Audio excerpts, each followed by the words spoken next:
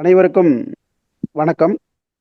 இந்த பேராசிரியர் மோகனா அவர்களுடைய இரும்பு பெண்மணி என்ற தன் வரலாற்று நூலின் மீதான கருத்தாடலில் பங்கேற்பதற்காக நம்மோடு இணைந்திருக்கிற பேராசிரியர் ராதாபாய் அவர்களுக்கும், ஆசிரியர் செல்வம் அவர்களுக்கும், வங்கி மேலாளர் முத்துச்செல்வி அவர்களுக்கும், மேல்நிலை ஆசிரியர் தினேஷ் அவர்களுக்கும், மற்ற நண்பர்களுக்கும் பணிவான வணக்கத்தை உரித்தாக்கிக் கொள்கிறேன். 2010ஆம் ஆண்டு தமிழ்நாடு அறிவியல் இயக்கத்தினுடைய புத்தக வாசிப்பு முகாம் என்ற ஒரு நிகழ்ச்சி நடந்து கொண்டிருந்தது. அந்த நிகழ்ச்சியில் 100 பேருக்கு மேல் பங்கேற்றிருந்தோம். ஏறத்தாழ ஒரு 11:30 மணி வாக்கில் அங்கே ஒருவர் வந்தார். அவர் வந்த உடனேயே அந்த கூட்டத்தில் இருந்த அனைவரும் அவரிடம் பேச ஆரம்பித்து விட்டனர். வழக்கமாக நடைபெற்று கொண்டிருந்த அந்த நிகழ்ச்சி நின்றுவிட்டது. எல்லோரும் அவருடன் உரையாட தொடங்கிவிட்டோம். அவரும் எல்லோருடனும் பேச ஆரம்பித்து விட்டார். ஏறத்தாழ 3/4 மணி நேரத்திற்கு பிறகுதான் மீண்டும் அந்த நிகழ்ச்சி தொடர்ந்தது. அப்படி வந்து அவர் வந்ததன் காரணமாக நிகழ்ச்சி இடையூறு பட்டு அவருடைய ஆளுமை மிளிர்ந்தது. அந்த அளவிற்கு அவர் தன்னுடைய செயல் ஆளுமையை வைத்திருந்தார். அந்த பேராளர் தான் பேராசிரியர் மோகனா அவர்கள். அவர் தமிழ்நாடு அறிவியல் இயக்கம், தொழிற்சங்கங்கள், ஆசிரியர் சங்கங்கள் என்று பலவற்றிலும் பங்கேற்று தனது சமூக ஓர்மையை நிலைநாட்டியதன் மூலம் தான் வகித்த பேராசிரியர் பணிக்கு பெருமை சேர்த்ததோடு தான் சார்ந்த பெண் சமூகத்திற்கும் பெருமை சேர்த்து மானுட சமூகத்திற்கும் தன்னுடைய பங்களிப்பை உள்ளார்ந்த எண்ண அலையை அவர் பதிவு செய்திருக்கிறார். ஒரு இடத்திலே, என்னுடைய குடும்பத்தினரிலேயே நான் தான் படித்தேன், நான் தான் பணிக்கு சென்றேன், அதனால் என் குடும்பத்தினரில் பலருக்கும் உதவ வேண்டிய பொறுப்பு எனக்கு இருக்கிறது என்று குறிப்பிட்டுவிட்டு, அதே கண்ணோட்டத்தில் தான் என்னுடைய சமூக பணிகளுக்கான என்னுடைய பொறுப்பையும் நான் உணர்ந்து கொள்கிறேன் என்று சொல்லி, ஒவ்வொரு மனிதருக்கும் சமூக பொறுப்பு என்பது எப்படி அவசியமானது என்பதை அவர் தான் உணர்ந்ததை, தான் செயல்பட்டதை மற்றவர்களுக்கும் கடத்துகிறார். இவருடைய இந்த தன் வரலாறு அவருடைய பறந்து விரிந்த பன்முகப்பட்ட வாழ்க்கை போக்குகளின் ஒரு ஒரு தொகு பதிவாக உள்ளது. அவருடைய பல முகங்களை அறிமுகப்படுத்தும் வகையில் இருக்கிறது.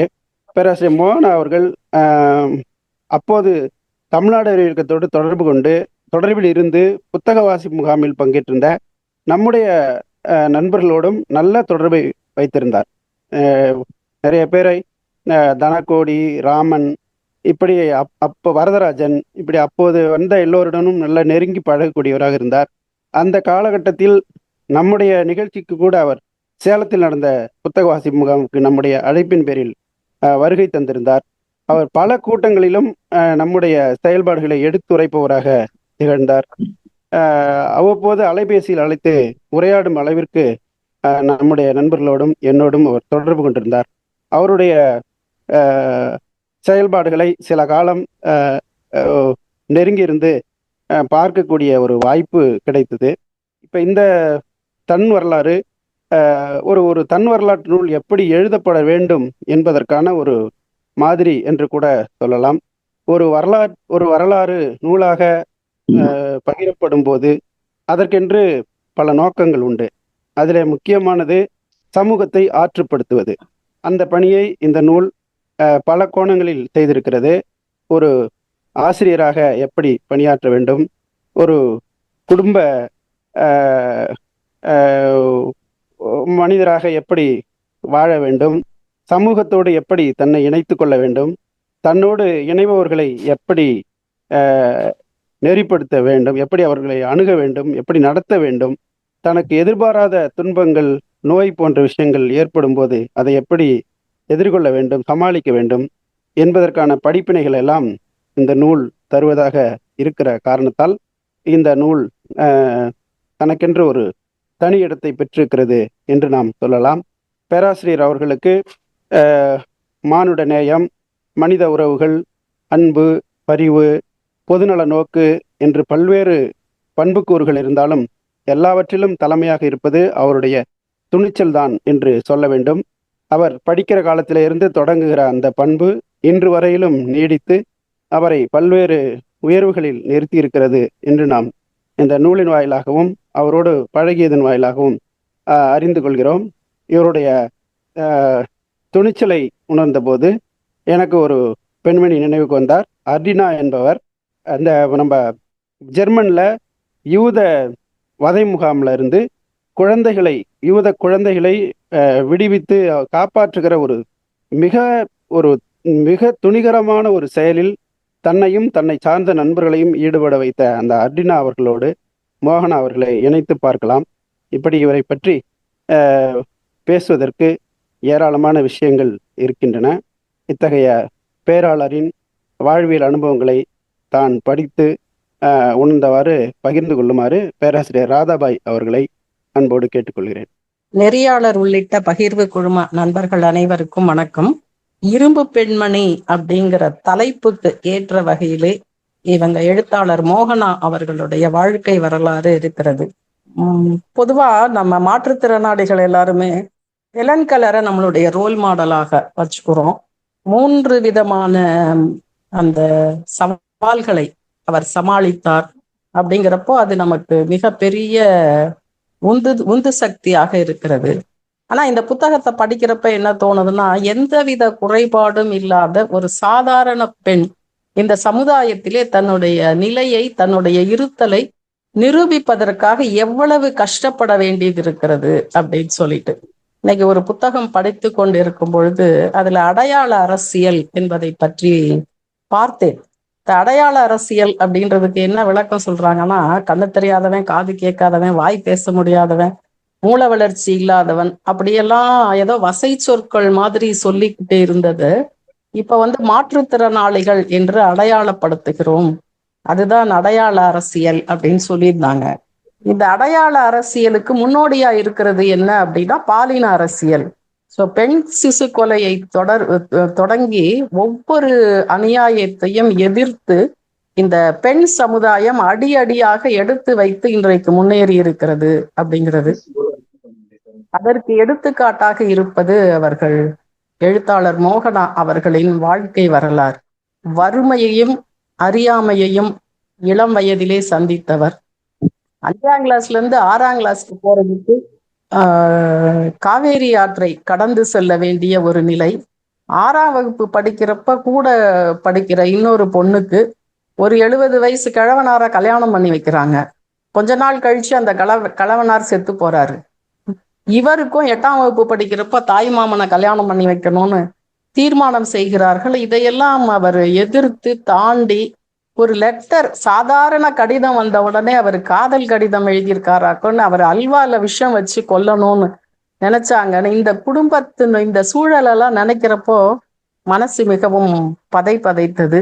அதை தாண்டி கல்லூரிக்கு அவர் போறது, அந்த கல்லூரியிலே அந்த பயாலஜி குரூப் எடுத்து கரப்பாம்பூச்சிய எந்தவித பயமும் அச்சமும் இல்லாமல் அவர்கள் அதை எதிர்கொண்டது. அப்புறம் அண்ணாமலை பல்கலைக்கழகத்துல படித்தது. எல்லாத்தையும் தாண்டி அந்த குடும்ப சூழல், கணவர் ரொம்ப அழகா இருக்கேன்னு சொன்னவர் கடைசியில அந்த அழகையே ஒரு ஆயுதமாக்கி அவரை விவாகரத்து வரைக்கும் தள்ளி, அந்த கட்டங்கள், அந்த வரலாறு எல்லாம் படிக்கின்ற பொழுது உண்மையிலேயே ரொம்ப கஷ்டமா இருந்தது. அப்பப்ப பெட்டியை தூக்கிட்டு கிளம்பிடுவாரு. அவர் கையில காலில் விழுந்து அவரை திரும்ப இருக்க வைக்கணும். ஒரு காலகட்டத்தில் அவர் பாட்டு கிளம்பி போயிட்டு இருந்தாரு. போனா போகட்டும்னு விட்டுட்டேன். ஸோ இந்த நிலையை அடைவதற்கு முன்னால் நான் அவ்வளவு சிரமப்பட்டு இருக்கிறேன். இப்படிப்பட்ட வாழ்க்கை அனுபவங்களை நானும் பார்த்திருக்கிறேன், நானும் அனுபவித்திருக்கிறேன். அதெல்லாம் எனக்கு மனசுக்கு ரொம்ப நெகிழ்ச்சியை கொடுத்தது. மகன் வினோபா பற்றிய ஒரு நல்ல அவங்க அந்த பையன் அமெரிக்கால இருந்தா கூட இங்கே அவர்களுக்கு நிறைய மகன்கள் இருப்பதாக சொல்லி இருக்கிறார்கள். அவர்கள் தனி வாழ்க்கையை தொடர்ந்து, குடும்ப வாழ்க்கையை தொடர்ந்து, சமூக வாழ்க்கையில் அவங்க ஈடுபடாத இயக்கங்களே இல்லைன்னு சொல்லுகிற அளவுக்கு இந்திய எதிர்ப்பு போராட்டத்திலிருந்து தொழிற்சங்க இயக்கங்கள், அறிவொளி இயக்கம், அறிவியல் இயக்கம், பாலின சமத்துவ இயக்கம், இதை தாண்டி அந்த தாய்ச்சி என்ற தற்காப்பு கலையை கற்றுக்கொள்வது, இப்படி ஒன்னையும் அவங்களுடைய எழுத்து பணி, அது எல்லாமே மிக சிறப்பாக இருந்தது. மிக விரிவாக அதை எல்லாத்தையும் எழுதியிருக்காங்க. இதுல என்ன ரொம்ப ஈர்த்தது, ஒவ்வொரு அத்தியாயத்திலும் ஒரு கொட்டேஷன் கொடுத்திருக்காங்க. நான் அச்சமற்றவள், அதனால் ஆற்றல் மிகுந்தவள் அப்படின்னு சொல்றது. ஒரு இதுல ஹெலன் கலரோட கொட்டேஷன், ஒரு சாப்டர்ல சகுந்தலா தேவியோட கொட்டேஷன், அப்படி தேர்ந்தெடுத்து தேர்ந்தெடுத்து அந்த கொட்டேஷன்ஸ் எல்லாம் போட்டிருந்தது. ரொம்பவே நல்லா இருந்தது. அப்புறம் அவங்களுடைய பயணங்கள், தாய்லாந்துக்கு போனது, காஷ்மீருக்கு போனது, அந்த அந்தமான் தீவுல போய் சிறை கைதிகள் அடைக்கப்பட்டிருந்த செல்லெல்லாம் பார்த்த உடனே அந்த தூக்கு தண்டனை நிறைவேற்றப்பட்ட இடங்களை எல்லாம் பார்த்து, ஏதோ நம்ம நிச்சயமா அந்த இடத்துக்கு போயிருந்தா கூட நம்மளால அவ்வளவு சிறப்பா அதை அனுபவிச்சிருக்க முடியுமான்னு தெரியல. ஆனா அவர்கள் எழுதின எழுத்து மூலமாக எல்லாவற்றையும் நம்முடைய கண்முன்னே நம்மையும் உடன் பயணிக்கிற அளவுக்கு அவர்களுடைய எழுத்து இருந்தது. எல்லாவற்றையும் தாண்டி தான் புற்றுநோயால் பாதிக்கப்பட்ட பொழுது அவங்க பையனும் பக்கத்துல இல்ல, தங்கை இருக்கா, அந்த அருநந்தி என்ற நண்பர், இந்த தோழருடைய நட்பு, அதை பத்தி ரொம்ப நல்லா சொல்லியிருக்காங்க. அந்த புற்றுநோயை அவர் எதிர்கொண்ட விதம். ஸோ அந்த மருத்துவர்களே நாங்க கிட்டத்தட்ட ஒரு 300 புற்றுநோயாளிகளை பார்த்துருக்கோம், உங்க அளவுக்கு துணிச்சலா யாரும் இல்லை. ஸோ அந்த அந்த சிகிச்சை முறையெல்லாம் அப்படியே படம் எடுத்து அதை சொல்லி, அதுக்கப்புறம் அந்த நோயாளிகளிடத்திலே விழிப்புணர்வு சொல்றது, இதெல்லாம் உண்மையிலுமே மிகவும் துணிச்சலான செயல். அவர் சகோதரர் முருகேசன் சொன்ன மாதிரி அவருடைய பொதுப்பணி வேற, அந்த எல்லாவற்றையும் அவர் தாண்டி இருக்கிறார் என்பதை தாண்டி அவர் துணிச்சல் மிக்கவர், தைரியம் மிக்கவர், தன்னம்பிக்கை மிக்கவர். நிச்சயம் ஒவ்வொரு பெண்ணுக்கும் ஒரு முன் உதாரணமாக இருக்கக்கூடியவர். அப்படிப்பட்ட ஒரு ஒரு சிறந்த பெண்மையை பற்றி தெரிந்து கொள்வதற்கு இந்த புத்தகம் மிகவும் உதவியாக இருந்தது. அந்த புத்தகத்தை படிக்கும் வாய்ப்பு கொடுத்த பகிர்வு குழுமத்திற்கு என்னுடைய மனமார்ந்த நன்றியை தெரிவித்துக் கொள்கிறேன். நன்றி, வணக்கம். பேராசிரியர் குறிப்பிட்டதை போல மோகனா அவர்கள் தன்னுடைய குழந்தை பருவத்திலிருந்து பல சவால்களை எதிர்கொண்டார். அதில் கல்வி கற்பதற்கான சவால் மிகவும் முக்கியமானது. குடும்பம் அமைதியாக மௌன புரட்சி என்று சொல்வதைப் போல மௌன எதிர்ப்பை காட்டுகிறது. அதாவது அவரிடம் பேசாமல், அவருடன் எந்த தொடர்பும் இல்லாமல் அவரை தனிமைப்படுத்துவதன் மூலமாக பலவீனப்படுத்துகிற ஒரு செயலை பல முறை ஒவ்வொரு கட்டத்திலும் செய்ததன் காரணமாக அவர் ஒரு மன விரக்திக்கு உள்ளாகிறார்.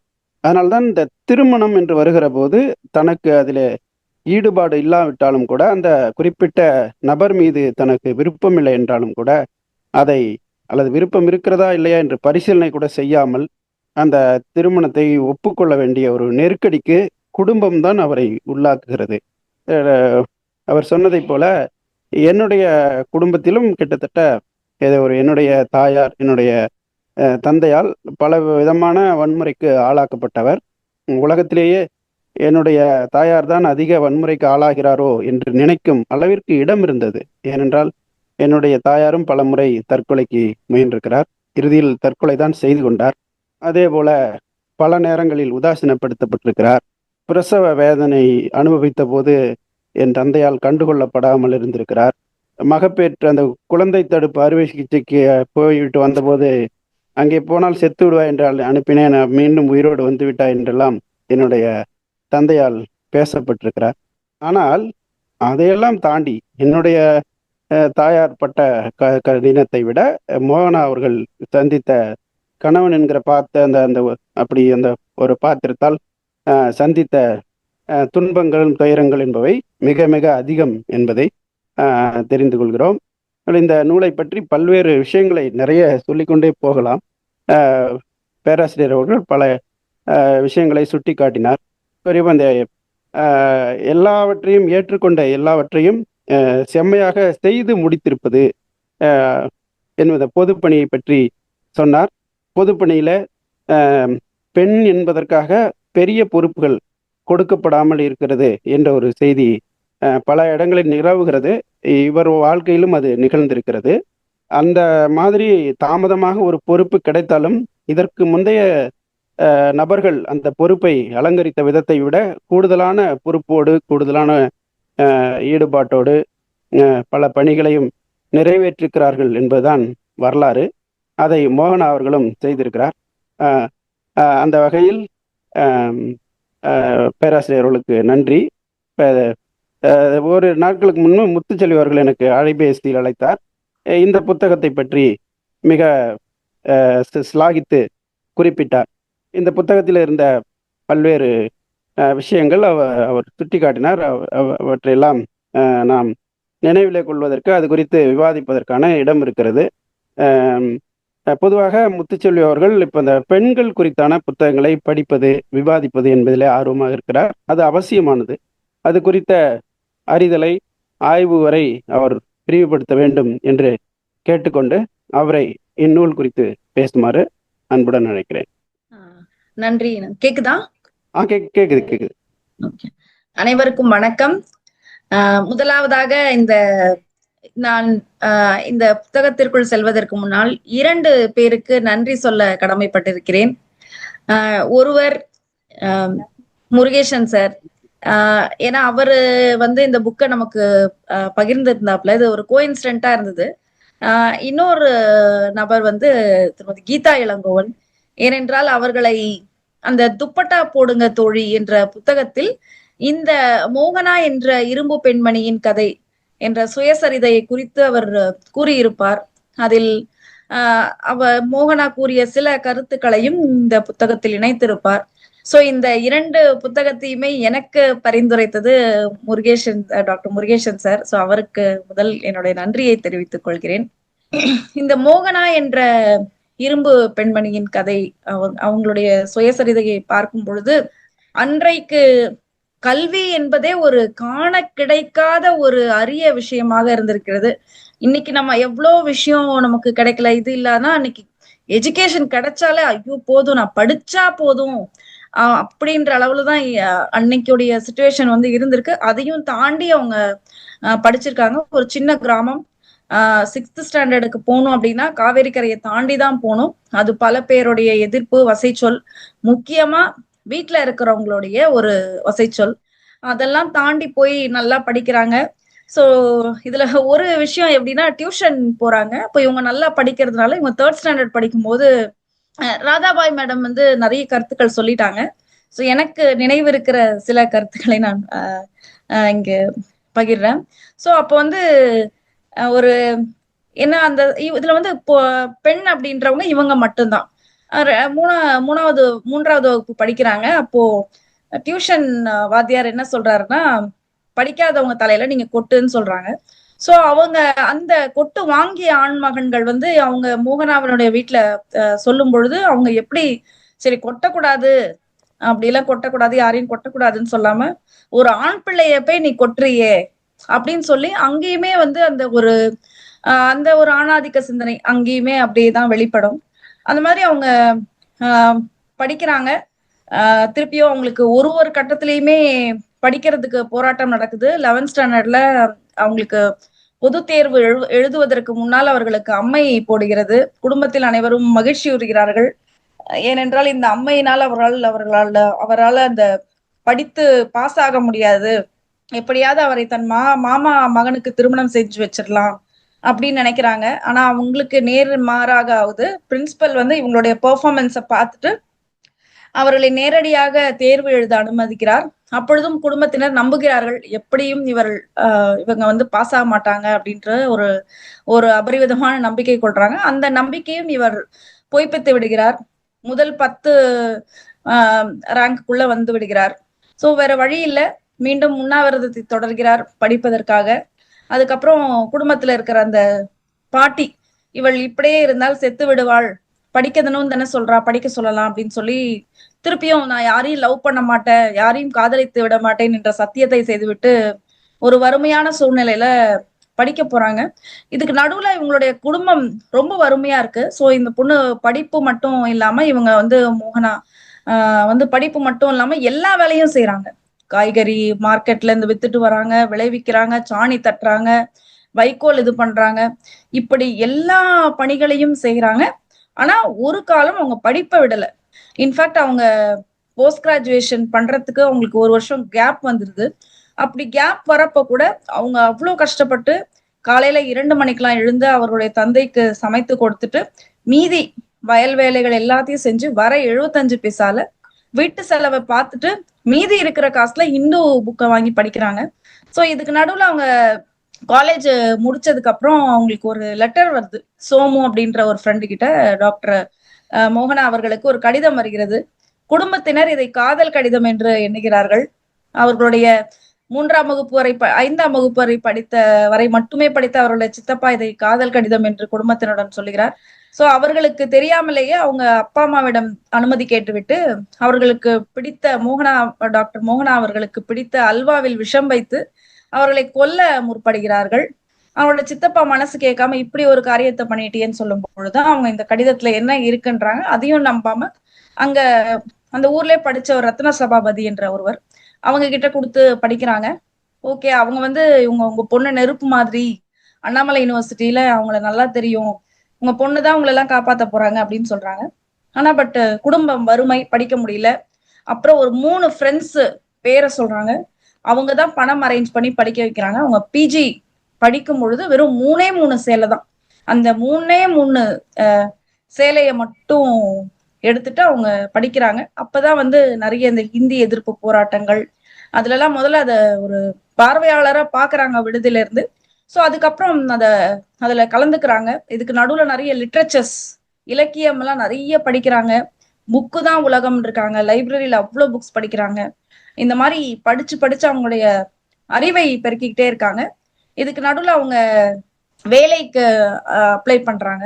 வேலைக்கு அப்ளை பண்ணும்போது அகைன் குடும்பத்துல இருந்து எதிர்ப்பு, அதையும் மீறி போறாங்க. அந்த காலேஜ்ல 1 வருஷம் பங்கிடுறாங்க. அதுக்கு நடுவுல ஒரு விஷயத்த ஷேர் பண்றாங்க. அந்த வேலைக்கு வரும் பொழுது அவர்கள் வந்து அவங்க அப்பா உமா மகேஸ்வரன் அப்படின்ற ஒரு தோழரோட துறை தலைவரை பார்க்க போறாங்க. அப்படி துறை தலைவரை பார்க்கும் பொழுது இவர்களை மட்டும் அவர்கள் விட்டு விட்டு தேநீர் அருந்த செல்கிறார்கள்.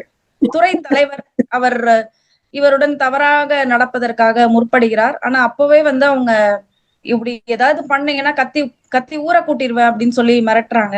சோ அதுக்குள்ள இவங்க எல்லாம் வந்துடுறாங்க. சோ அப்பவே வந்து இந்த பாலியல் அத்துமீறல் அதையும் இவங்க வந்து போராடி இருக்காங்க. இன்ஃபேக்ட் இந்த மாதிரி நடக்க போறது தெரிஞ்சதுன்னா அவங்கள படிக்கவே விட்டுருப்பாங்களான்றதும் சந்தேகம் தான். ரொம்ப நிதானமா கையாண்டிருக்காங்க. அதையும் அவரை மிரட்டியிருக்காங்க அந்த சமயத்திலயும். சோ அது ஒரு விஷயம் வந்து எனக்கு ரொம்ப இதுவா தெரிஞ்சுது. ஏன்னா இப்ப இருக்கிற சூழ்நிலையில கூட அதை எப்படி தைரியமா ஃபேஸ் பண்ண, அப்போ ரொம்ப தைரியமா அவங்க அதை ஃபேஸ் பண்ணிருக்காங்க. சோ அதுக்கப்புறம் ராதாபாய் மேடம் சொன்ன மாதிரி அவங்களுடைய திருமணம், சரி வேலை படிப்பு எல்லாமே நம்ம நினைச்ச மாதிரியே தான் இருந்துச்சு. சரி மேரேஜ் வேற வழியே இல்லை, எல்லாருமே அதை ஒத்துக்கணும் அப்படின்னு சொல்றாங்க. இதுக்கு நடுவுல இவங்களை இன்னொருத்தர் கல்லூரி நண்பர் விரும்புகிறார். ஆனா அவங்க அதை ஒப்புக்கொள்கிற சூழ்நிலை அவங்களுக்கு இல்ல. சரி இதைதான் நம்ம ஒத்துக்கல, இந்த மேரேஜுக்காவது நம்ம ஒத்துக்கலாம் அப்படின்னு சொல்லி ஒத்துக்கிறாங்க. பட் அந்த வாழ்க்கை அவங்களுக்கு மிக நரகமாக நகர்ந்து கொண்டிருக்கிறது. இன்னும் இந்த திருமண வாழ்க்கை அப்படின்றது அவர்கள் 2 முறை தற்கொலை செய்ய தூண்டி இருக்கிறது. சோ அவங்க இதெல்லாம் கடந்துதான் அவங்க வந்து ஒரு இப்படி ஒரு தலைவரா உருவெடுத்திருக்காங்க. ஒரு பெண் என்ன மாதிரியான ஒரு சாதாரண பெண் எந்த மாதிரியான சவால்கள் எல்லாமே எதிர்கொள்வாங்களோ அதெல்லாம் கடந்து, எப்பவுமே நம்ம ஒரு விஷயத்த கடக்கும் பொழுதுதான், ஒரு துன்பங்களை கடந்து வரும் பொழுதுதான் மிகப்பெரிய தலைவராக உருவெடுப்போம். எனக்கு இந்த லைன் தான், my life is not a bed of roses அப்படின்னு சொல்லுவாங்க. அதுதான் எனக்கு இவங்களை பார்க்கும் போதும் எப்படி முதல்ல ஒரு தயக்கம், இந்த அவங்கள ஒரு கணவரை எதிர்கொள்ள முடியாம திண்டாடி திணறி அதுக்கப்புறம் தனக்குள்ள அந்த தைரியத்தை வர வச்சுக்கிறாங்க. சோ அதுக்கப்புறம் அந்த திருமண வாழ்க்கை மிக ஒரு கடினமான முடிவெடுத்து அவர் பன்னீர்செல்வம் அவருடன் இருந்து பிரிவதற்கு முற்படுகிறார்கள், அவருடைய பையனுடைய சம்மதத்தோட. அதுலயுமே வந்து நிறைய பேர் சாட்சி சொல்லுவாங்க அவர் பண்ண கொடுமையெல்லாம். பையனே சாட்சி சொல்ல வரும்பொழுதுதான் அவரு சரி என் பையனே எனக்கு எதிராக சாட்சி சொல்றதை நான் பார்க்க விரும்பல அப்படின்னு சொல்லிட்டு அவரே டைவர்ஸ் கொடுத்துடுறேன் அப்படின்னு சொல்லுவாங்க. ஆனா அவங்க திருமண வாழ்க்கையில ஏகப்பட்ட ஒரு அட்ராசிட்டிஸை ஃபேஸ் பண்ணிருப்பாங்க. கல்யாணம் ஆகி 4 நாட்கள் ஆகினப்பவே எனக்கு ஒரு சத்தியம் செய்து கொடுக்க வேண்டும், நீ யாருடனும் தவறாக நடந்து கொள்ள மாட்டேன், தவறாக போக மாட்டேன்னு சத்தியம் சொல்லி கொடுக்கணும் அப்படின்னு நினைப்பாங்க. அவங்களுக்கு ரொம்ப கோவம் வரும். ஆனா அதை எல்லாமே அடக்கிட்டு ஒரே ஒரு வார்த்தை சொல்லுவாங்க, எனக்கு அந்த மாதிரி எண்ணம் இருந்தால் நான் அவங்களை திருமணம் செஞ்சிருக்க மாட்டேன் அப்படின்னு சொல்லுவாங்க. ஆனா அவங்களுக்கு அப்பவே தெரிஞ்சிரும் இந்த திருமண வாழ்க்கை நமக்கு நரகமா தான் போகுது அப்படின்னு சொல்லிட்டு. சோ இதுல வந்து ஒரு கட்டத்துல ஒரு விஷயம் பதிவு செஞ்சிருப்பாங்க. அவங்க வீட்டுல அவர் ரொம்ப கொடுமை பண்ணுவாரு. ஒரு டைம் ஹாஸ்பிட்டல்ல எல்லாம் அட்மிட் ஆயிட்டு அவங்க வீட்டுக்கே சோழம்பேட்டைக்கு போகும்போது திருப்பியும் கன்வின்ஸ் பண்ணி இன்னும் இன்னும் கூடுதலா அவங்க கணவர்கிட்ட வந்து ஒரு அவர் கால்ல விழுந்து மன்னிப்பு கேட்டுட்டு இவங்களை விட்டுட்டு போவாங்க. தப்பு செஞ்சது அவரு. சோ எனக்கு என்ன தோணுச்சுன்னா, அப்போ நம்ம இந்த காலத்து அதாவது அந்த காலத்துல மோகனா மேடம்ல இருந்து இந்த காலத்து ரிதன்யா பேரண்ட்ஸ் வரைக்கும் அதே சிச்சுவேஷன் தான் இருக்கு. சோ பெண்களை பொறுத்த அளவுக்கு இந்த இந்த குடும்பம் சார்ந்த ஒரு அட்ராசிட்டிஸ், ஒரு அட்ஜஸ்ட்மெண்ட் அப்படின்றது பெருசா இன்னும் மாறல அப்படின்னு தான் எனக்கு தோணுச்சு. சோ அதுக்கப்புறம் அவங்களுடைய குழந்தை, அவளுடைய பொறுப்புகள் இது எல்லாமே பகிரப்பட்டது. ராதாபாய் மேடமால பகிரப்பட்டிருக்கு. இதுல இந்த பொறுப்புகள் வரும் பொழுது பெண்கள் எந்த மாதிரியான சவால்கள் பொதுவாவே வந்து பெண்கள் வந்து பொது வாழ்க்கையில ஒரு தலைவராக பல்வேறு சங்கங்கள்ல ஈடுபடுறப்போ இந்த குணப்படுகொலை அப்படின்ற ஒரு விஷயத்த பத்தி அவங்க நிறைய மென்ஷன் பண்ணிருப்பாங்க. பட் இதெல்லாமே அவங்க கடந்து போயிட்டாங்க அப்படின்றதையும் அவங்க தெளிவா சொல்லியிருப்பாங்க. எத்தனையோ பேர் வந்து அவங்கள குணப்படுகொலை செஞ்சிருக்காங்க. பட் அது எல்லாமே நான் வந்து எப்படி கடந்து போனேன் அப்படின்றதையும் ரொம்ப அழகா சொல்லியிருப்பாங்க. அவங்க பல்வேறு அறிவியல் இயக்கங்கள்ல மட்டும் இல்லாமல் ஒரு மாற்றுத்திறனாளி சங்கத்திலையும் பொறுப்புகள்ல இருந்தாங்க. அவங்க பொறுப்புகள்ல இருக்க சொன்னதன் அடிப்படையில அவங்க பொறுப்புகள்ல இருந்ததையும் பதிவு செஞ்சிருப்பாங்க. அதுக்கப்புறம் அவங்களுடைய மார்பக புற்றுநோய் இத பத்தி ரொம்ப இப்ப பொதுவாவே நம்மலாம் ஒரு கேன்சர் அப்படின்னு வந்துட்டாலே நம்மளை பத்தி மட்டும்தான் யோசிக்க முடியும். ஆனா அவங்க அந்த சூழ்நிலையிலையும் அந்த ப்ராசஸ் எப்படி நடக்குது அப்படின்றத இன்ச் பை இன்ச்சா வந்து அங்க வீடியோ இது பண்ண சொல்லியிருப்பாங்க. சோ தட் அவங்க அதுக்கான விழிப்புணர்வை, மார்பக புற்றுநோய் குறித்த விழிப்புணர்வை ஏற்படுத்த முடியும். சோ அப்படி ரெஸ்ட்ல இருக்கும் பொழுதும் அவங்க நிறைய டயட், ஃபுட்டு தெரப்பி, என்ன மாதிரியான சமையல் குறிப்புகள் அதெல்லாம் சொல்லியிருப்பாங்க. அந்த மாதிரி தாய்ச்சி அப்படின்ற ஒரு தற்காப்பு கலையை பத்தியும் அவங்க சொல்லியிருப்பாங்க. அந்த மாதிரி மேடம் சொன்ன மாதிரி நிறைய விசிட்ஸ் பத்தி சொல்லியிருப்பாங்க. அதுல ஒரு விஷயத்த வந்து பதிவு செஞ்சிருப்பாங்க, வியட்நாம் அப்படின்னு நினைக்கிறேன். சோ அங்க வந்து எப்படி இருக்கும்னா, ஒரு தெரு ஒரு ஸ்ட்ரீட்க்கு போனா ஃபுல்லாவே ப்ராஸ்டிடியூஷன், விபச்சாரமும் குடிகாரர்கள், அந்த பார் மட்டும்தான் இருக்கும். குடிகாரர்கள் குடிப்பதற்கான பார்ஸ் மட்டும்தான் இருக்கும். ஆனா இதே நம்ம கண்ட்ரியா இருந்தா எப்படி இருந்திருக்கும்? லேடிஸ் வந்து அப்படி அந்த ரோட்ல வந்து நள்ளிரவு அந்த இரவுல நம்ம ஒரு லேடிஸால அப்படி நடந்து போக முடியுமா? நம்ம இதா இருந்தா அப்பதான் வந்து குடிச்சிட்டு இடிக்கிறது, இல்ல ப்ராஸ்டியூஷன் கம்பல் பண்றது, அந்த மாதிரி எல்லாம் நடந்திருக்கும். நம்ம கண்ட்ரியா இருந்தா எப்படி இருந்திருக்கும்? ஆனா அங்க அந்த மாதிரி எந்த ஒரு அந்த நாட்டுல அவங்கவுங்க வேலையை பார்த்துட்டு போறாங்க. யாருக்கு விருப்பமோ அவங்கள போறாங்க, கூப்பிடுறாங்க, போறாங்க, ட்ரிங்க் சாப்பிடுறாங்க, ப்ராஸ்டியூஷன் போறாங்க. சோ அந்த ஒரு விஷயத்தையும் பதிவு செஞ்சிருப்பாங்க. நம்ம நாட்டுல எப்படி இருந்தா, நம்ம ஸ்டேட்ல எப்படி இருந்தா எப்படி இருந்திருக்கும், அந்த நாட்டுல எப்படி இருக்கு அப்படின்றதையும், மற்ற பயணங்களை பத்தியும் சொல்லியிருப்பாங்க. அந்த போட்டிங் எக்ஸ்பீரியன்ஸ், அங்க சாப்பிட்டது, அந்த மாதிரி நிறைய விஷயங்களை ஒரு இடத்துல, ஐ திங்க் காஷ்மீர்னு நினைக்கிறேன், காஷ்மீரா ஏதோ ஒரு இடத்துல எப்படி பள்ளத்துல விழ போனதையும் அவங்க எப்படி காப்பாற்றப்பட்டாங்கன்றதையும் சொல்லியிருப்பாங்க. அந்த மாதிரி அருணந்தி அவரை பத்தியும் ரொம்ப நிறைய சொல்லியிருப்பாங்க. அவர் எப்படி அவங்கள வந்து வளர்த்தார், எப்படி மெருகூட்டினார், எப்படி அவங்களுடைய துன்பத்துல எப்படி அவர்கள் கூட இருந்தார். இன்னொரு விஷயம் பதிவு செஞ்சிருப்பாங்க. பொதுவாவே ஆண் பெண் ஒருத்தங்க நட்பா இருக்காங்க, ஒரு செமினாருக்கு ஒன்னா போறாங்கன்னா அந்த சமுதாயம் வந்து எப்படி பார்க்கும், இல்ல அவங்க குடும்பத்தினர் எப்படி பார்ப்பாங்க. ஆனா அருணந்தி அவர்களுடைய விஷயத்தை பொறுத்த அளவுக்கு அவர்களுடைய மனைவி கிரிஜா வந்து அதை ரொம்ப ஆரோக்கியமாக எடுத்துக்கொண்டார். அந்த உறவை வந்து ரொம்ப மரியாதையாக எடுத்துக்கொண்டார். அதை எப்படி அவர்கள் வந்து ஒரு நல்ல ஒரு பிராட் மைண்டா, ஒரு பறந்து விரிந்த நோக்கோடு அவர்கள் பார்த்தாங்க. அதனாலதான் அவங்களால ரொம்ப நாளா ஒன்றா ஒர்க் பண்ணி பயணிக்க முடிஞ்சது அப்படின்றதையும் பதிவு செஞ்சிருப்பாங்க. இப்படி நிறைய விஷயங்கள் இதுல ஒரு கொட்டேஷன் மேடம் சொன்ன மாதிரி ஒரு இதுலயும் ஒரு கொட்டேஷன் ஷேர் பண்ணிருப்பாங்க. அதுல ஒரு இடத்துல அது சொன்ன ஆத்தர் யாருன்னு எனக்கு மறந்துருச்சு. முதல்ல வந்து நீங்க மனிதன், 2வது பெண், 3வது தான் இன்னொருடைய மனைவி. அத வந்து நம்ம ஞாபகத்துல வச்சுக்கணும் அப்படின்றதையும் சொல்லியிருப்பாங்க. அந்த மாதிரி இன்னொரு விஷயம் வந்து கடிகாரமுள் வேகமா ஓடிட்டு இருக்கு, காலமும் வேகமாக ஓடிக்கொண்டிருக்கிறது, நாம் செய்ய வேண்டிய பணிகள் ஏராளமாக இருக்கின்றன அப்படின்ற ஒரு ஃபேமஸான ஆத்தர் சொன்ன விஷயத்தையும் ஷேர் பண்ணிப்பேன். இந்த மாதிரி நிறைய கொட்டேஷன்ஸ் வந்து ரொம்ப நமக்கு உத்வேகத்தை தரக்கூடியதாகவும் நம்மளுடைய சிந்தனையை தூண்டி விடக்கூடியதாகவும் இருக்கும். ஸோ இவங்களுடைய ஆட்டோபயோகிராஃபி அப்படின்றது எல்லா ஜெனரேஷனுக்கும் எல்லா காலத்தவருக்கும் பொருந்தக்கூடிய ஒரு ஜெனரேஷன் ஒரு இது.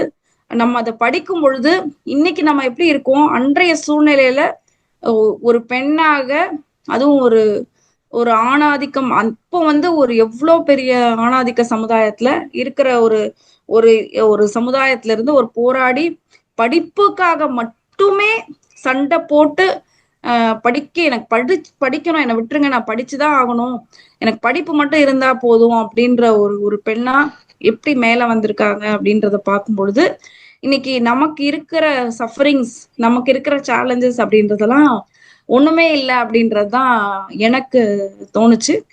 ரொம்ப அது இன்னொரு விஷயம், அந்த அவங்க எழுதின அந்த நடை, அந்த அந்த விதம் எல்லாமே ரொம்ப விறுவிறுப்பா இருந்துச்சு. ரொம்ப வேகமா படிச்சு முடிக்க முடிஞ்சது. வாய்ப்புக்கு நன்றி. அதாவது தாழ பறக்கும் ஒரு பருந்தை போல நூலில் பல்வேறு இடங்களையும் சுட்டிக்காட்டி அதனுடைய போக்கை நமக்கு முத்துச்செல்வி அவர்கள் எடுத்துரைத்திருக்கிறார். இந்த மோகனா அவர்களுடைய கல்வி பயணத்தில் அவருடைய குடும்பம்தான் கடும் எதிர்ப்பு வடிவத்தை கடைபிடிக்கிறது. ஆனால் அவருக்கு இந்த சமூகம், ஆசிரியர்கள், அண்டை வீட்டுக்காரர்கள், நண்பர்கள் எல்லோருமே ஆதரவாக இருக்கிறார்கள். அவர்களுடைய துணையோடு தான் அவர் படித்திருக்கிறார்.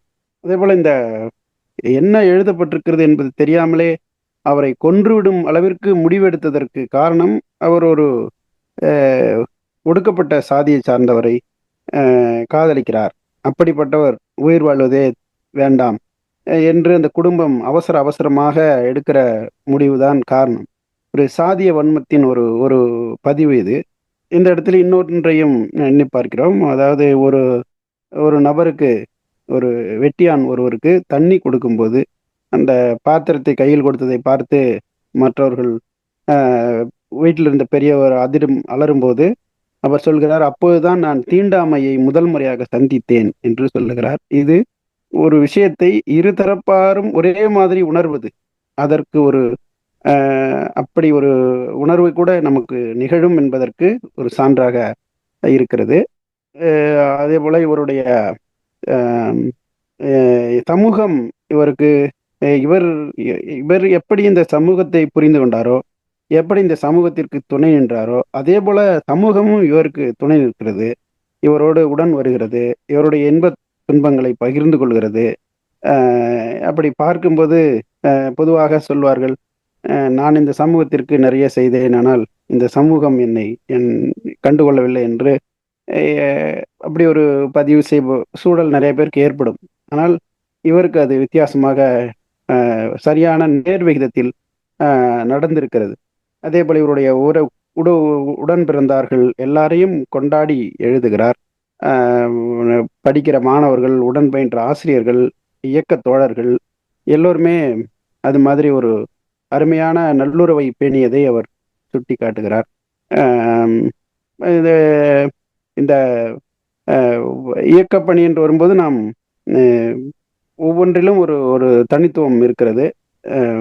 குறிப்பாக இந்த துப்புரவு பணியாளர்களுக்காக அவர் மேற்கொள்கிற அந்த அவர்களுக்கு பணி நிரந்தரம், ஊதிய உயர்வு, உரிமை மீட்பு என்று பல்வேறு கோணங்களில் தொடர்ந்து செயல்பட்டு கொண்டிருக்கிறார்.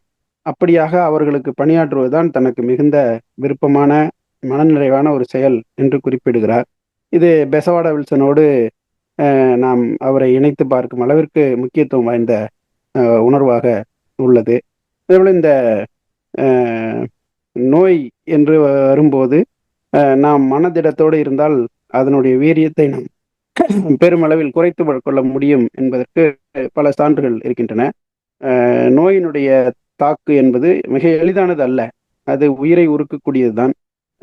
ஆனாலும் மன திடத்தின் காரணமாக அதை சமாளிக்க முடியும். இப்படி பல பேரும் தங்களுடைய அனுபவத்தில் இந்த நோயை வென்றிருக்கிறார்கள். ஒரு அறிஞர் ஒருவர் சொல்வார், என்னிடம் புற்றுநோய் இருந்தது, ஆனால் நான் புற்றுநோயிடம் இல்லை என்று சொல்வார். அந்த மாதிரி இவர் புற்றுநோயை குறுகிய காலத்திலேயே வென்றிருக்கிறார். அது நம்ம சாலை செல்வம் அவர்களுடைய அந்த அவருடைய அனுபவத்தோடு கூட இணைத்து பார்க்க ஒரு ஒரு இடம் உள்ளது. இப்படியாக முத்துச்செல்வி அவர்கள் இந்த நூலின் முக்கியமான அம்சங்களை நமக்கு எடுத்து சொல்லியிருக்கிறார். அவருக்கு நன்றி. அடுத்தது மேல்நிலை ஆசிரியர் தினேஷ் அவர்கள் இந்த புத்தகத்தின் மீதான தன்னுடைய அனுபவங்களை பகிர்ந்து கொள்கிறார். இந்த நிகழ்ச்சியை சிறந்த முறையில் நெறிப்படுத்தி கொண்டிருக்கின்ற பேராசிரியர் முருகேசன் அவர்களுக்கும். சார் கேக்குதா சார்? ஒரு நிமிஷம் செல்வம், ஒரு நிமிஷம். அவர் தினேஷ் பேசிட்டோம், அப்புறமா நீங்க. சரிங்க சார். இப்பொழுது தினேஷ் அவர்கள். முதல்ல எனக்கு இந்த வாய்ப்பு கொடுத்த தோழர்களுக்கு எனது மனமார்ந்த நன்றி. இந்த புஸ்தகம் என்னுடைய வாசிப்புல என்னுடைய பார்வை நான் இங்க முன்வைக்கிறேன். இந்த இரும்பு பெண்மணி அப்படிங்கிற இந்த புத்தகம் எனக்கு கிடைக்கும் போது நான் கூட யோசிச்சேன், என்னடா இது இரும்பு பெண்மணின்னு இருக்கே அப்படின் போது எனக்கு இந்த பேரும் வித்தியாசமா தான் இருந்தது. சரி, நான் புத்தகத்தை கண்டிப்பா நான் வாசிக்கணும் அப்படிங்கிறதுல இந்த புத்தகத்தை நான் வாசிச்ச போது இந்த புத்தகம் குறித்தான எனக்கு முன்பு பேசக்கூடிய என்னுடைய ஒன்று சொல்லிட்டாங்க, இதுல இந்த புத்தகம் இப்படியாக இருந்திருக்கலாமா அப்படிங்கிற என்னுடைய சின்ன சின்ன இடங்கள் இருக்கு. நான் அதை இங்கே சுட்டி காட்ட விரும்புகிறேன். இந்த புத்தகத்தினுடைய முதல் இந்த கட்டமைப்புன்னு இருக்கு இல்லையா, இந்த முதல் இவங்க வந்து ஒரு வாழ்க்கை வரலாக இருந்தாலும் அதை வந்து ஒரு தன்னுடைய கல்வியில தொடங்குற இவங்க வந்து தன்னுடைய புற்றுநோயினுடைய இறுதி போராட்டம் வரைக்கும் இந்த புத்தகம் முழுக்க வெறும் போராட்டங்களை மட்டுமே பேசிக்கொண்டே இருந்தது. இந்த போராட்டங்கள் வந்து இந்த புத்தகம் எழுத இவர்களை முதல் நம்ம பாராட்டணும். ஏன்னா இவர்கள் பிறந்த இந்த 49 பிறந்தேன்னு சொல்றாங்க. 1949 தன்னுடைய பிறப்புல இருந்து கிட்டத்தட்ட வந்து இந்த கொரோனா காலகட்டம் வரைக்குமான தன்னுடைய எல்லாத்தையும் இங்க பதிவு பண்ணியிருக்கிறாங்க. அப்படி இருக்கும்போது முதல்ல இருந்து இந்த மாதிரி ஒரு கல்வியே கிடைக்காத ஒரு இடத்துல இருந்து ஒரு பெண் வந்து இவ்வளவு தூரம் சாதிச்சாங்க அப்படிங்கிறதுக்கே நம்ம ரொம்ப பெருமைப்பட வேண்டிய ஒரு விஷயம் இருக்குது. இவங்க வந்து இந்த புத்தகத்தினுடைய இந்த பிரிப்பு இருக்குல்ல, நான் இதை வந்து ஒரு 4 கட்டம் பிரிச்சு பார்த்துக்கிட்டேன். என்ன அப்படின்னா, முதல் உங்களுடைய கல்வி சூழலை சொல்றாங்க, அடுத்து அவங்களுடைய திருமண வாழ்க்கை, அதுக்கடுத்து அவங்களுடைய பொது வாழ்க்கை, அதுக்கடுத்து இந்த நோயினோடான தன்னோட போராட்ட வாழ்க்கை. இந்த விஷயம் வந்து 4மே இருக்கு. 4மே தலைப்பு வேற வேற இருந்தாலும் இது முழுவதும் ஒரு பெண்ணினுடைய முழு போராட்டத்தை பற்றியே இந்த புத்தகம் பேசுது. எனக்கு ரொம்ப வியப்பான ஒரு விஷயமா வந்தது. இவ்வளவு போராட்டங்களையும் கடந்து அடுத்தடுத்த உத்வேகத்துக்கு இவங்களால் எப்படி நகர முடிஞ்சது அப்படிங்கிற ஒரு கேள்வி எனக்குள்ள இருந்தது. ஏன்னா இன்றைக்கு நம்ம வந்து பெண் விடுதலை, பெண்ணுக்கு நாங்கள் உரிமை தரோம் அப்படின்னு சொல்ல இன்றைய காலகட்டத்திலேயே கூட நம்ம பெண்களை வந்து ஒதுக்கி வைக்கிறோம்ன்றது நேரடியாக மறைமுகம் நம்ம செஞ்சுக்கிட்டா இருக்கோம். அப்படி இருக்கும்போது நேரடியாக பகிரங்கமாவே நாங்க வந்து இந்த பெண்ணுக்கு உரிமை தர மாட்டோம், பெண்ணுக்கு எந்தவித சுதந்திரம் இல்லைன்னு சொல்லக்கூடிய ஒரு இடத்துல இருந்து தனக்கான உரிமையை திரும்ப திரும்ப திரும்ப அவங்க பெற்றுட்டு இருக்கும்போது இவங்க இதுல ஒரு வாரி பதிவு பண்ணியிருப்பாங்க.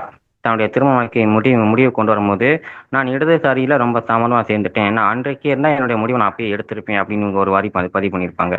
அப்படியானால் ஒரு பெண்ணுக்கு ஒரு முடிவை எடுப்பதற்கு கூட எங்கோ ஏதோ ஒரு இடத்துல வந்து ஏதோ ஒரு உந்து சக்தி தேவைப்பட்டுக்கிட்டு தான் இருந்திருக்கு. இன்றைக்கு நம்ம வந்து அதை வந்து கல்வியினூடாக நம்ம பெறலாம்னு சொன்னாலும் அவர்களுக்கு கல்வியும் இருந்தது, ஒரு நல்ல ஒரு பொருளாதார நிலை இருந்தது. அப்படின்னு அவர்கள் அந்த முடிவை எடுப்பதற்கு கிட்டத்தட்ட வாழ்வினுடைய வாழ்வினுடைய ஒரு பகுதி முழுவதையும் ஒரு இந்த இலக்கியங்கள் சொல்லுது, ஒரு மனிதனுடைய சராசரி வாயில் காலம் வந்து 60 ஆண்டுகள், ஒரு முழு வாழ்க்கை சுற்று அப்படின்னு ஒரு விஷயம் பதிவு பண்ணுது. அப்படி இருக்கும்போது தன்னுடைய ஒரு வாழ்க்கை சுற்றினுடைய ஒரு பாதி அளவை முடிச்சதுக்கு அப்புறம் தான் அவங்க அந்த ஒரு இடத்துக்கே வராங்க. அப்படி இருக்கும்போது இதுக்கப்புறம் இந்த பெண்ணுடைய வாழ்க்கை என்னவாக இருக்கும் அப்படின்னு நம்ம யோசிக்கும் போது அது நமக்கு வேற விஷயத்த பதிவு பண்ணுது. இந்த பெண் வந்து இந்த சமூகத்துல எப்படி போராட முடியும் அப்படின்னு சொல்லும் போது இன்னொரு விஷயம், ஒரு பெண் சமூகத்தை எதிர்த்து போராடுவது என்பது வேறு, ஒரு பெண் சமூகத்தையே முழுமையாக எதிர்த்து கொண்டு போராடுவது என்பது வேறு. அப்படி பார்க்கும்போது இந்த பெண்ணுக்கு இந்த சமூகம் தனக்கான ஒரு போராட்ட கடந்தை முழுமையா திறந்து வைக்கப்படும் போது இந்த பெண் அதை முழுமையா தனக்கான ஒரு களமா மாற்றி அமைச்சிருக்காங்க. எங்கேயுமே பின்வாங்கல. தன்னுடைய இல்லற வாழ்வில் பல சிக்கல்கள் ஏற்பட்டாலும் இவங்க அடுத்தடுத்து பொது வாழ்க்கையில தன்னை ஈடுபட்டு, இப்ப இதுல நான் இந்த 3வது பகுதி சொன்னேன் இல்லையா, இவங்களுடைய பொது வாழ்க்கை. எனக்கு இந்த நாவல்ன்ட்டேன். இந்த புஸ்தகம் வாசிக்கும் போது எனக்கு ஏற்பட்ட ஒரு விஷயம் என்னன்னா, இவங்க இந்த பிரித்த முறை இருக்குல்ல, இந்த முறையில எனக்கு ஒரு சின்ன ஒரு விஷயம் தோணுச்சு. இப்ப இவங்க சில நிகழ்வுகள்லாம் சொல்லும் போது நாங்க இங்க போய் அங்க இந்த போராட்டம் கலந்துக்கிட்டேன், இந்த போராட்டம் கலந்துக்கிட்டேன் அப்படின்னு சொல்லும் போது இந்த போராட்டத்தை கடப்பதற்கு ஒரு கணவர்கிட்ட எந்த மாதிரியான போராட்டத்தை எதிர்வந்து இருப்பாங்க. ஏன்னா இவங்க இந்த காலகட்டத்தில் குறிப்பிடும் போது அந்த இல்வாழ்க்கையில் இருந்தப்பயே சில காலகட்டங்களும் குறிப்பிட்டிருக்காங்க, சில போராட்டங்களை முன்னெடுத்திருக்காங்க. அப்படி இருக்கும்போது இதற்கெல்லாம் அந்த கணவன் எப்படி சம்மதித்திருப்பான், அவனை எப்படி அவன் சமாளிச்சிருப்பாங்க. ஸோ அந்த மாதிரியான விஷயம் எனக்கு ஏற்படும் போது அப்புறம் தோணுச்சு, நான் இந்த நூலை அவங்க எழுதும் போதே இந்தந்த போராட்டத்துக்கு நான் போகும்போது என் கணவனை நான் இப்படியாக எதிர்கொண்டேன் அல்லது என்னோட குடும்பத்தை இப்படி எதிர்கொண்டேன், இந்த போராட்டத்தை அவங்க பதிவு பண்ணியிருக்கலாமோ அப்படின்னு எனக்கு தோணுச்சு. ஏன்னா இப்ப நம்ம இதை நான் வாசிச்சுட்டு போகும்போது முதல்ல அவங்களோட கல்வி வாழ்க்கை, அடுத்தவங்க குடும்பம், அடுத்தவங்களுடைய சமூகம், அடுத்தவங்க நோய், இப்படி என்னால பிரிச்சு பார்க்க முடிஞ்சுது. பிரித்து பார்க்கும் போதே எனக்கு இவ்வளோ விஷயம் தெரியும் போது, அப்போ அவங்க இதை எழுதும் போதே அந்த எழுத்தினோடவே அன்றைய பதிவை அப்படியே பதிவு பண்ணியிருந்தா இன்னும் இந்த இந்த இந்த சமூகத்துல ஒரு போராட்டத்துல அவங்க வெற்றி பெற்றாங்க. ஆனா இந்த வெற்றிக்கு முன்னாடி அவங்க இல்லறத்துல தோத்தாங்க இல்லையா? அந்த ஒரு நாளுக்கான தோல்வி, அதையும் பதிவு பண்ணியிருக்கலாமோ அப்படின்னு எனக்கு தோணுச்சு. அப்புறம் இவங்க நிறைய இது என்னுடைய ஒரு சின்ன மனக்குறை தான். இவங்க வந்து இந்த களம் நிறைய பேசினாங்க. நிறைய சமூக விஷயங்களை அவங்க மாற்றிட்டு அமையும் போது மாற்றுத்திறனாளர்களுக்கான அமைப்பிலையும் தன்னை வந்து ஒரு இயக்கத்துல சேர்த்தாங்கன்னு சொன்னாங்க. ஆனா அவர்கள் அந்த மாற்றுத்திறனாளிகளுக்காக என்ன செஞ்சாங்க என்னன்றது அவங்க இதில் எழுதலை. கண்டிப்பாக நிறைய செஞ்சுருப்பாங்க. ஏன்னா இவ்வளோ செய்கிறவங்க அதையும் செய்யாமல் இருந்திருக்க மாட்டாங்க. அப்படி செய்தவர்கள் நமக்காக செய்ததையும் செய்திருந்தால் இன்னும் நம்மை பற்றின ஒரு பிரச்சனை. ஏன்னா இதை மாதிரி ஒரு பொதுவான ஒரு போராட்டக்கூடிய நபர் இந்த பொது வெளியில் தன்னோட போராட்டத்தை முன்வைக்கும் போது நமக்காக அவர்கள் போராட்டத்தை முன்னிட்டிருந்தால் நம்முடைய போராட்டமும் கொஞ்சம் வெளியே வந்திருக்குமோ. ஏன்னா அப்படிங்கிறது எனக்குள்ள ஒரு சின்ன விஷயம் இருந்தது. அது அவங்க பதிவு பண்ண விட்டுட்டாங்களே, கண்டிப்பாக அதை பதிவு பண்ணியிருக்கலான்ற ஒரு சின்ன குறையும் இருந்தது. ஆனால் இதை ஒரு தனிப்பட்ட ஒரு பெண்ணினுடைய வாழ்வாக பார்க்கப்படும் போது உண்மையிலே இது ஒரு கொண்டாடக்கூடிய ஒரு நூலாக நான் சொல்லுவேன். ஏன்னா இவ்வளோ விஷயத்தையும் கடந்து எல்லாத்தையும் முன் வைக்கும்போது இங்கே நம்ம வந்து இன்னைக்கு எழுதப்படும் போது நிறைய விஷயங்கள் வந்து அது நம்ம தரவுகளை வைத்து எழுதிக்கிட்டே இருக்கோம், அது வேற விஷயம். ஆனால் வாழ்வையே முன் வச்சு எழுதுகிற விஷயம் ஒன்று இருக்குல்ல, அதில் இந்த இரும்பு பெண்மணிங்கிற இந்த நூல் ரொம்ப சிறப்பாக இருந்தது. ரொம்ப நன்றிங்க. தினேஷ் அவர்களுக்கு நன்றி. என்னன்னா அவங்க வந்து இப்போ 72 73 வாக்கில் திருமணம் நடக்குது. 88ல் 15 வருஷத்துக்கு அப்புறம் அவங்க வந்து விவாகரத்து பெற்றுறாங்க. இவங்க குறிப்பிடுற அந்த பயணங்கள், இயக்க பணிகள் எல்லாமே அதுக்கப்புறம் தான் பெருமளவில் நடக்குது. அதுக்கு முன்னாடி கல்லூரிக்குள்ள மட்டும்தான் அவங்க செயல்படுறாங்க. அதனால அவங்க சொல்றது எல்லாமே, அவங்களுடைய பங்கேற்புகள் எல்லாமே விவாகரத்திற்கு பிந்தைய அவங்களுடைய வாழ்க்கையில் நிகழ்ந்த சம்பவங்கள். அடுத்து அவங்க இந்த மாற்றுத்திறனாளிகள் அமைப்புல வந்து ஒரு சின்ன ஒரு ஒரு நகரத்துல, திண்டுக்கல் நகரத்துல ஒரு அமைப்புல ஒரு வாய்ப்பு கிடைக்குது. கொஞ்ச காலம் அதுல ஒரு ஒரு ஆலோசகரா பணியில இருக்காங்க. அது பெரிய அளவுல அவங்க அதை எடுத்து செய்யல. அதாவது தொழிற்சங்கங்கள்ல இயங்குற மாதிரி இயங்கல. அதுக்கு அதுக்கு அவங்களுக்கு வாய்ப்பு அமையல. அதுதான் தகவல். மற்றபடி அவர் இந்த நூலை ஆழமாக படித்து அதை பல்வேறு கட்டங்களாக பிரித்து பார்த்து இப்படியெல்லாம் இதில் பதிவாகி இருக்கிறது என்று ஒரு ஆய்வு நோக்கில் பல கருத்துக்களை தெரிவித்தார். தினேஷ் அவர்களுக்கு நன்றி. அடுத்தது ஆசிரியர் செல்வம் அவர்கள் இந்த நூல் குறித்தான தன்னுடைய கருத்துக்களை இப்போது நம்மோடு பகிர்ந்து கொள்கிறார். பகிர்வு வாசகர்களுக்கும் இந்நிகழ்ச்சியின் நெறியாளர் பேராசிரியர் முரியசன் அவர்களுக்கும் எனக்கு முன்னதாக பேசி சென்ற 3 பிரமுகர்களுக்கும் என்னுடைய வணக்கத்தை தெரிவித்துக் கொள்கின்றேன். இரும்பு பெண்மணி மோகனா ஒரு இரும்பு பெண்மணி உறுதியான போராட்டத்தோடு வாழ்க்கைய நடத்தியிருக்காங்க. வாழ்க்கை என்பதே ஒரு போராட்டம் தானே. போராட்டம் இல்லாத வாழ்க்கை துருப்பிடித்த வாழ்க்கை அப்படின்னு சொல்லுவாங்க. சுட்டாதான் அது நெருப்பு, சுத்தினால்தான் அது பூமி, சுடும் வரை நெருப்பு, சுத்தும் வரை பூமி, போராடும் வரை மனிதன் அப்படின்னு வைரமுத்து ஒரு கவிதையில சொல்லுவார். அப்ப போராட்டம் வந்து அவங்களுடைய போராட்டம் பிறவி குணமாகவே இருந்திருக்கு. வாழ்க்கையெல்லாம் முத்துச்செல்வி மேடமும் ராதாபி மேடமும் தினேஷ் அவர்கள்லாம் நிறைய சொல்லிட்டாங்க. அவங்க பிறவியிலிருந்து அங்க கல்வி தொடங்குறதுல இருந்து அந்த நிகழ்ச்சியில நான் சொல்ல போறதில்ல. அங்கிருந்தே அவங்களுடைய போராட்டம் வந்து ஒவ்வொரு இடத்துலையும் தடைபடும் போது அந்த தடைகளை உடைத்தெறிகிற அளவுக்கு அவங்களுடைய போராட்டம் வீரியமா நடத்தியிருக்காங்க. அவங்க கோட்டை விட்ட இடம்னு சொன்னா திருமணம் செய்யறதுல அவங்க தேர்வை சரி இது வரைக்கும் நம்ம எதிர்த்தோம், வீட்டு சொல்றத முன்னையாவது கேட்போமே, நம்ம முத்துச்செல்வி மேடம் கூட சொன்னாங்க. அதுல என்ன ஆகி போச்சுன்னா அவங்க 15 ஆண்டுகள் வந்து சிறை வாழ்க்கை, சுதந்திர வாழ்க்கையா இருந்து சிறை வாழ்க்கையா போயிருது. அது எவ்வளவு கடினமானது, அது வலியும் வேதனையும் எவ்வளோ தாங்கலாற்றாத ஒரு துயரத்தை அவங்களுக்கு கொடுத்துருக்கு. அதாவது பெண்களுக்கு கல்வியும் வேலையும் தான் விடுதலை, கல்வியும் வேலையும் தான் விடுதலையை தரும். இவங்களுக்கு விடுதலையை தந்திருக்கு. எங்கெங்கெல்லாம் விடுபட முடியாம தடைக்கற்கள் இருந்திருக்கோ அதை வந்து அவங்க தன்னுடைய போராட்ட குணத்தால், தன்னுடைய சாமர்த்தியத்தால், தன்னுடைய அறிவால், தன்னுடைய உழைப்பால், தன்னுடைய முயற்சியால் அவங்க அதை கடந்து வந்திருக்காங்க. அந்த கடந்து வந்த பாதைய எழுதியிருக்காங்க. இதை படிக்கிற ஒவ்வொரு பெண்ணுக்கும் எப்படி வாழ்க்கையில வந்து நம்ம சோதனைகள் வந்த போது அதை எப்படி எதிர்கொள்ளணும், அது எப்படி தடைகளை உடைத்தெறியணும் அப்படிங்கிறத நமக்கு தெற்றென விளக்குது. அதாவது இவங்க போராட்டத்துல பாத்தீங்கன்னா உண்ணாவிரத போராட்டம், அந்த கல்லூரி சேர முடியாம இருக்கும்போது அது ஒரு உண்ணாவிரத போராட்டம் இல்லைங்களா? அது ஒரு பெரிய போராட்டம். அது மாதிரி கணவனோடு ஒரு போராட்டம், அது ஒரு பெரிய போராட்டம். அதிலிருந்து விடுதலை. இப்படி கொஞ்சம் கொஞ்சமா விடுபட்டு, அதாவது பெண்கள் என்னன்னா நிறைய சமூக செயல்பாட்டாளரா இருப்பதற்கு ஒரு திருமணம் தடையா இருக்கும் மாதிரி தெரியுது. அது அப்படி விடுபட்டு அவங்க நல்லா சிறப்பா செயல்படுற மாதிரி தெரியுது. அப்படிலாம் இணையரா இருந்து செய்யறத செய்ய சுதந்திரமும் வாய்ப்பும் கொடுக்கறவங்க எல்லாம் இல்லாமலாம் இல்ல. அது கூடுதலான விருப்பப்படி செய்ய முடியுது. அவங்க வீட்டுல வந்து எந்த விதமான நெருக்குதலும் இல்லைன்னா கூட ஒரு பெண்ணுக்கு வீட்டுக்கு போனோமே வீட்டுல என்னாச்சோ ஏதாச்சோ அப்படின்ற ஒரு அங்கலாய்ப்புகள் இருந்துகிட்டே இருக்கும்ல. அது இல்ல. அது இருக்க வேண்டியது இல்ல.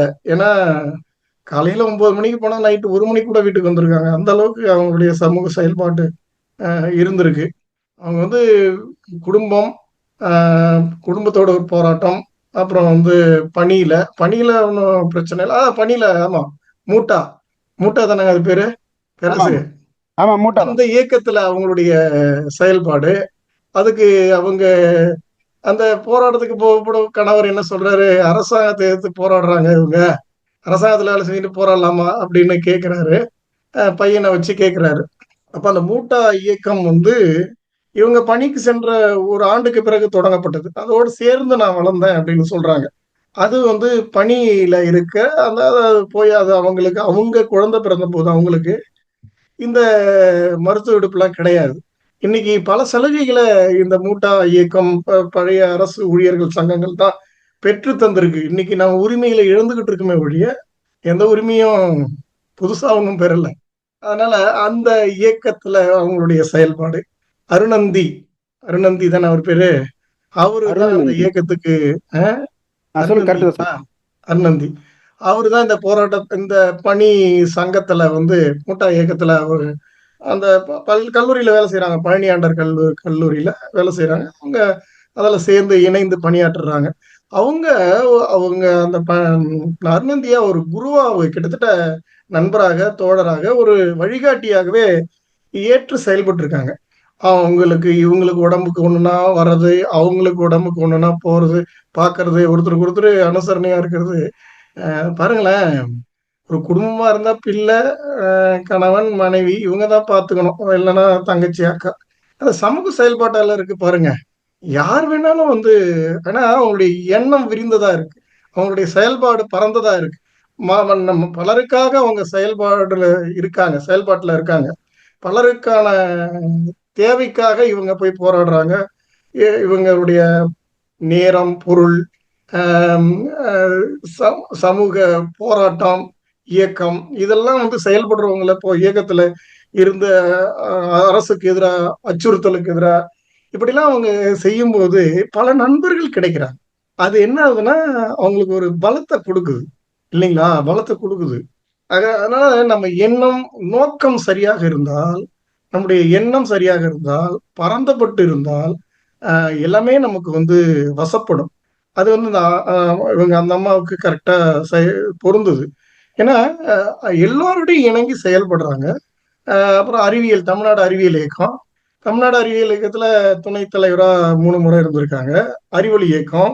இந்த மாதிரி பல இயக்கங்கள்ல இவங்களுடைய செயல்பாடுகள் முத்திரை பதிக்கக்கூடியதா இருந்திருக்கு. ஆனா அந்த அறிவியல் இயக்கம் தான் நான் நினைக்கிறேன் 3 முறை துணைத் தலைவரா இருந்தாங்கன்னு சொன்னீங்களா? 25 ஆண்டுகள் இந்த பணிக்கு நான் பெண்ணா இருந்ததுனால கிடைச்சதா, 25 ஆண்டுகள் வேலை செஞ்சதுனால கிடைச்சதா அப்படின்னு அவங்க கேட்கிறாங்க, கேள்வி எழுப்புறாங்க. ஷீலாராணி செங்குத்து அப்படிங்கிறவங்க புதுக்கோட்டை கலெக்டர், உங்களுடைய இயக்கத்துல ஏன் பெண் நிர்வாகி இல்லை அப்படின்னு கேட்ட பிறகுதான் இவங்க போடுறாங்க. சமூக நல இயக்கங்களே, பொது உடைமை இயக்கங்களே கூட இந்த சமத்துவம், பாலின சமத்துவத்தை சரியா செய்யறாங்களா? அதாவது சமமா மதிக்கிறாங்க, சமமா பழகுறாங்க, பாலினத்தை கடந்து பழகுறாங்க, உதவுறாங்க, எல்லாம் சரிதான். நிர்வாகத்துல இன்னும் கூட கொஞ்சம் சரியா செய்யலாம். இவங்க சொல்றத பார்க்கும்போது அது கொஞ்சம் நமக்கு நிழலா தான் இருக்கு. பெண் முன்னுரிமை மாட்டுறாங்க பெண்கள். அதுவும் ஒரு விடயம் உண்டு இல்லைங்களா? பெண்களும் இந்த மாதிரி பெண்கள் எங்கேயாவது 1, 2 தான் சமூக செயல்பாட்டாளராக இருக்கிறாங்க. ஆனால் அவங்களுக்கான வாய்ப்பை உறுதி செய்யணும் இல்லைங்களா? அது அந்த மாதிரி அது நினைக்க தோணுது. அப்போ ச அரசியல் இயக்கத்துல, அதாவது அரசியல் இயக்கம், பொது உடைமை, சமூக இயக்கங்கள்ல நிறைய செயல்பட்டுருக்காங்க. பணியில அதான் அரசு ஊழியர் சங்கத்துல, மூட்டா இயக்கத்துல செயல்பட்டுருக்காங்க. அறிவொளி இயக்கத்துல செயல்பட்டுருக்காங்க. அறிவியல் இயக்கத்துல, தமிழ்நாடு அறிவியல் இயக்கம் அகில இந்திய அளவுல அறிவியல் இயக்கத்துக்கான கருத்தரங்கங்கள்லாம் சென்று செயலாற்றியிருக்காங்க. இவங்க தலைவரா இருந்தபோது கிட்டத்தட்ட மாசத்துக்கு 14,000 கிலோமீட்டர் அவங்க பயணம் செஞ்சிருக்காங்க. அந்த மாதிரி ஒரு ஒரு பொறுப்பை எடுத்துக்கிட்டா அதை நிறைவா செய்யணும் அப்படிங்கிறதுல ரொம்ப கவனமா இருந்திருக்காங்க. ஏன்னா நமக்கு பெண்ணா இருக்க எல்லாருமே அப்படிதான். பார்வையற்றோருக்கு கூட ஒரு பொறுப்பு கொடுத்துட்டா நம்ம வந்து கவனமா செய்யணும். ஏன்னா மற்றவங்க வந்து நம்மளை இதனால இவங்க பெண்ணு இல்ல பார்வையற்றவரா இருக்காரு, அதனால இவங்க சரியா செய்யலன்ற வந்துடக்கூடாது இல்லைங்களா? அதனால அவங்க ரொம்ப கவனமா செஞ்சிருக்காங்க. அந்த கவனமான்றதை விட சிறப்பா செஞ்சிருக்காங்க. அப்போ அவங்க திருமண வாழ்க்கை, இது அவங்களுடைய குடும்ப வாழ்க்கை, சமூக நல இயக்கங்கள், பணியில இருக்கிற போது அரசு ஊழியர் சங்கத்துல அவங்க செயல்பாடுகள், இப்படி அவங்களுடைய செயல்பாடுகள் ஓயல. ஓய்வு பெற்ற பிறகு கூட சிஐடில இணைந்து அவங்க பணியாற்றி இருக்காங்க. அந்த துப்புரவு பணியாளர்களோடு சென்று அவங்களுடைய கஷ்ட நஷ்டங்களை தெரிஞ்சு அவங்களுக்கு டாய்லெட்டு கட்டி தர்றது, அவங்களுக்கு உபகரணங்கள்லாம் பெற்று தர்றது, அந்த மாதிரி உதவிகளை அவங்களுடைய சேவை தொடர்ந்துகிட்டே இருக்கு. அந்த மது அருந்ததை பத்தி அவங்க ரொம்ப தாழ்வா தான் நினைச்சிட்டு இருந்தாங்க. ஆனா அந்த மது அருந்தி தான் அந்த மலம் கையால் அள்ளி அதை சுத்தப்படுத்துறாங்கல்ல, அவங்க அப்படிதான் இருக்க முடியும். அப்படி இருந்தாதான் அவங்களால அந்த வேலையை செய்ய முடியுதுங்கிறது அவங்களோட பழகனதன் மூலம் தான் தெரிஞ்சுக்க முடியுது அப்படின்னு சொல்றாங்க. அது மாதிரி செஞ்சுக்கிட்டே இருக்காங்க. புற்றுநோய் வந்து அவங்க கஷ்டப்பட்ட அந்த வேதனை வழிகளை அவங்க எழுதியிருக்காங்க. ஹேலன் கெல்லர் சொன்ன ஒரு கோட் அங்க எழுதியிருக்காங்க. அம்மா இன்னொரு கோட் சொல்லிட்டாங்க. ஹேலன் கெல்லர் என்ன சொன்னாங்க? தடை இல்லாத வாழ்க்கையில முன்னேறது பெரிய விடயம் அல்ல, தடைகளை கடந்து வெற்றி பெறுவதுதான் வெற்றி. தடை இல்லாமல் கிடைக்கிற வெற்றி வெற்றி கிடையாது, அது சிறந்த வெற்றி கிடையாது, அது வெற்றினே சொல்ல முடியாது. ஏன்னா அது உங்களுக்கு இயல்பா கிடைக்குது. ஆனா தடைகளை கடந்து பெறுகிற வெற்றி தான் சிறந்த வெற்றி அப்படின்னு சொன்னாங்க. ஹேலன் கெல்லர் தடைகளை கடந்து தானே அவங்க இவ்வளவு பெரிய ஒரு கல்வியாளரா வந்திருக்காங்க இல்லையா? ஒரு சமூக போராளியா வந்திருக்காங்க. அந்த மாதிரி இவங்க பல தடைகளை கடந்திருக்காங்க. எங்க போனாலும் சிக்கல் தான்.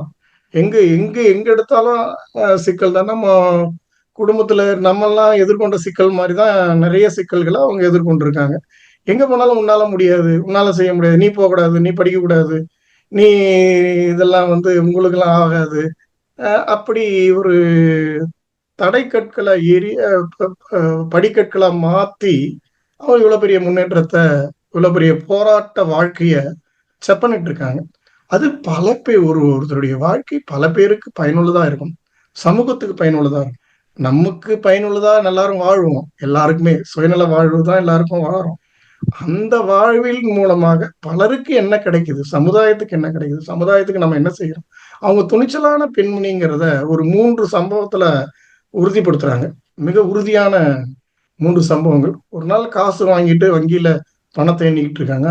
ஒருத்தன் உங்களை மேலாளர் கூப்பிடுறாரு அப்படின்னு சொல்றான். சொன்ன உடனே இவங்க அப்படி போறாங்க. உடனே பணத்தை எடுத்துன்னு ஓடுறான்.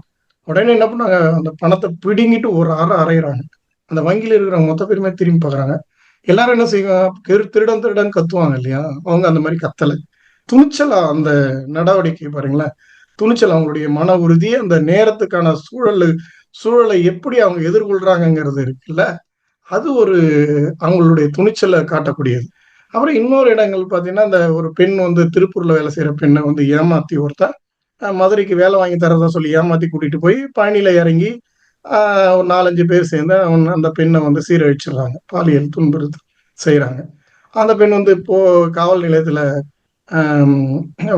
கம்ப்ளைண்ட் பண்றாங்க, மருத்துவமனையில வச்சிருக்காங்க. அவங்கள போய் பார்த்து அவங்களுக்கு முறையான எஃப்ஐஆர் பதிவு செய்து, முதல் தகவல் அறிக்கை பதிவு செய்து, அவங்க அந்த பெண்ணுக்கு என்னென்ன உதவிலாம் செய்யணுமோ அதை 3ம் செய்து, விடுதியில் தங்க முடியாதுங்கிறதால தன் வீட்டிலேயே 3 மாதம் தங்க வைத்து இப்படிலாம் செய்யறாங்க. இதுதான் ஒரு, அதாவது ஒரு செயல்னா அந்த நேரத்துல உதவிட்டு எஃப்ஐஆர் பதிவு பண்ணிட்டாலும் வந்துடணும், அதோட சரி, அதுக்கப்புறம் நம்ம போய் கண்டுக்கிறது இல்லை, அப்படி இல்லை. தொடர் அவங்களுக்கு அந்த பிரச்சனை தீர்ற வரைக்கும் அவங்க உதவி செஞ்சிருக்காங்க. இப்ப அந்த பெண் வந்து கோர்ட்டுக்கு போய் சாட்சிகளை நிரூபிச்சு அவங்களுக்கு தண்டனை வாங்கி கொடுத்துட்டாங்க.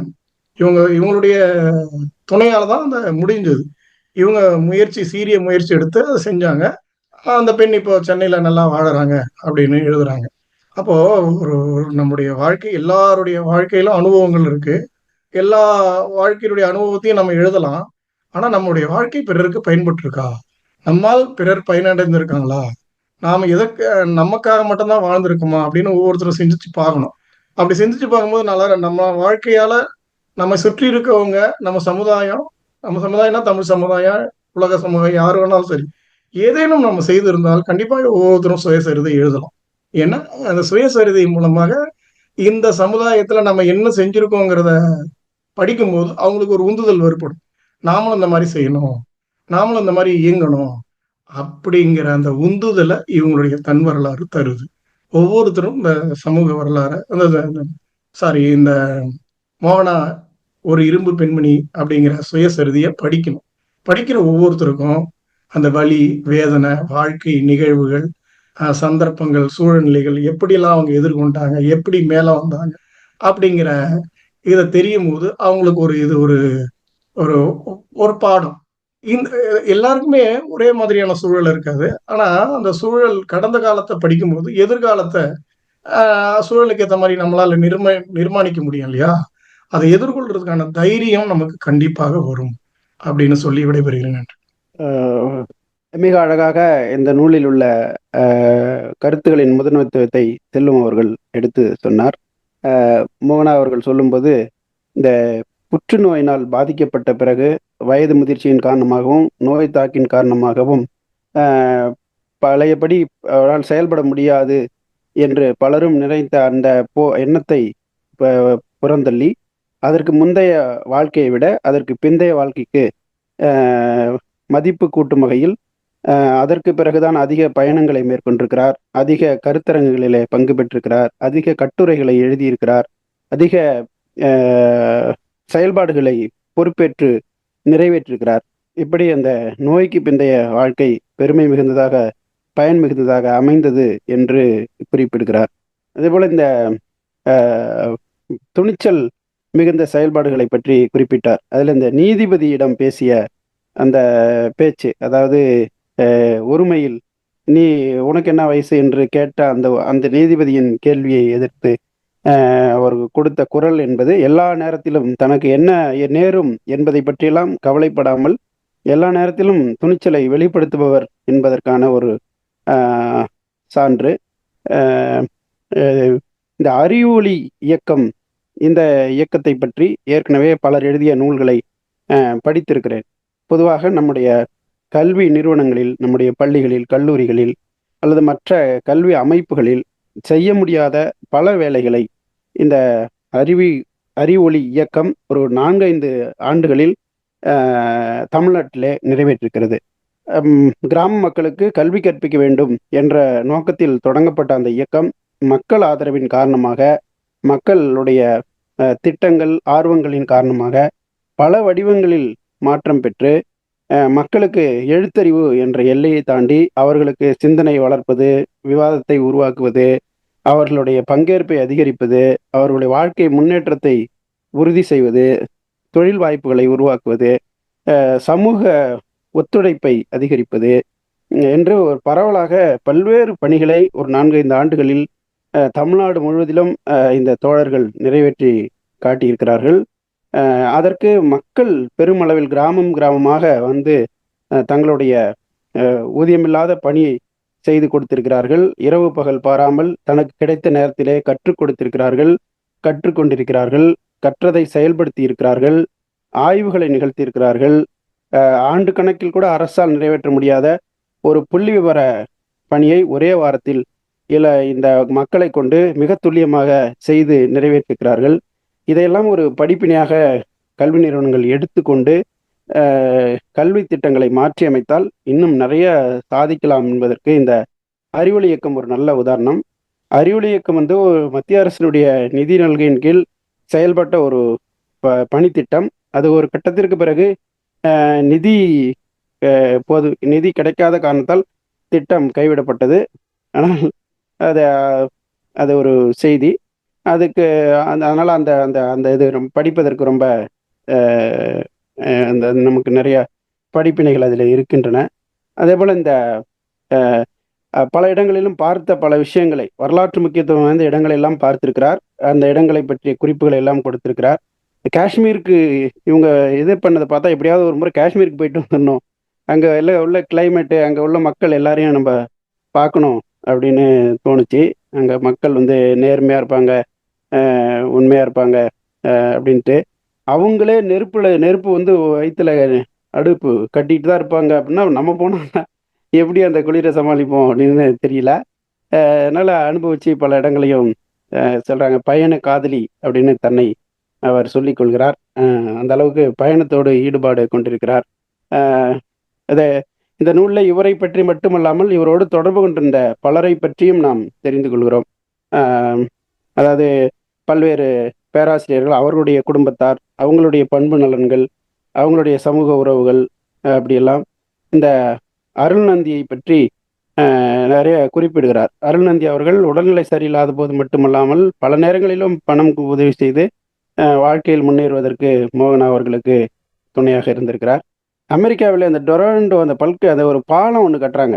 அது வந்து ஒரு ஒரு ஒரு ஒரு ஒரு பொறியாளர் கட்டத் தொடங்கி அவர் இறந்து விட்டதன் காரணமாக அவருடைய மனைவி அதற்கான தகுதி இருந்தால் அவர் அந்த பணியை நிறைவு செய்திருப்பார். ஆனால் ஒரு பெண் கட்டி முடித்த பாலம் என்பதால் அதை பயன்படுத்துவதற்கு ஆண்கள் தயங்கி யானைகளை எல்லாம் அங்கே நடக்க வைத்து இது தரத்தை சோதித்தார்கள் என்று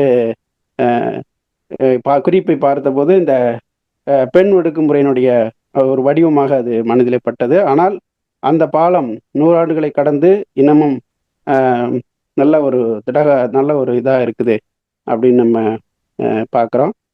நீங்கள் நிறைய மேற்கோள்களை பற்றி அந்த நூலின் தனித்துவமாக குறிப்பிட்டீர்கள். அது நிறைய பெண்கள் வந்து பெண்களுக்கான வாய்ப்பு கொடுக்காம இருக்கக்கூடாது அது அப்படின்னு சொல்கிறாங்க. பெண்கள் பங்கேற்காம ஒரு எந்த செயலும் முழுமையடையாது அப்படின்னு சொல்கிறாங்க. பெண்களின் சிறகு ஒடிச்சிட்டு அவங்கள எதுக்கும் செய்ய மாட்டாங்கன்னு சொல்லக்கூடாது அப்படின்னு சொல்கிறாங்க. இப்படி பல மேற்கோள்கள் இருக்கு. அந்த ஒரு அடிமையாக இருப்பதை விட கிளர்ச்சியாளாக இருப்பது தான் உயர்வானது என்றெல்லாம் கூட ஒரு மேற்கோள் இருக்கிறது. இப்படி நல்ல மேற்கோள்களையும் நல்ல ஒரு ஒரு கட்டமைப்பையும் கொண்ட ஒரு அருமையான நூல், உரிய உள்ளடக்கத்தையும் கொண்டு மிக சிறப்பாக அமைந்திருக்கிறது என்று சொல்லி, இந்த மோகனா அவர்களுடைய வாழ்வில் நானும் கூட ஒரு சிறிய இடம் பெற்றிருக்கிறேன், என்னை போல நம்ம நண்பர்களில் பல பேரும் கூட இடம் பெற்றிருக்கிறார்கள் என்று எண்ணும்போது மிக மகிழ்ச்சியாக இருக்கிறது. வாய்ப்புக்கு நன்றி.